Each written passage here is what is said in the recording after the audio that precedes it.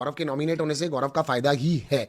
मैं आपको समझाता हूं, आप इस चीज को समझो कि अगर आप लोग स्ट्रेटजिकली समझो, स्ट्रेटजीज को समझो, अगर आप स्ट्रेटजी को समझो तो मेकर्स ने आज गौरव को नॉमिनेट करवाया है। गौरव को नॉमिनेट बसीर के साथ करवाया है। बसीर नॉमिनेटेड है, निहल नॉमिनेटेड है, गौरव ने निहल को नॉमिनेट किया है। तो आप समझो एक चेन बनती जा रही है, राइट। अब आपको लॉजिक समझना पड़ेगा।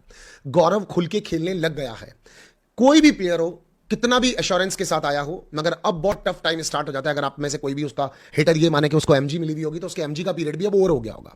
आज गौरव के चेहरे पे भी था, नॉमिनेट होने के बाद थोड़ा सा चेहरा उसका उड़ा था। तो बेसिकली मेरे कहने का क्या मतलब है कि अब गौरव के पास अपना ओपिनियन देने के अलावा, गेम खेलने के अलावा, फ्रंट फुट पर आने के अलावा कोई और ऑप्शन ही नहीं है नॉमिनेट होने के बाद में।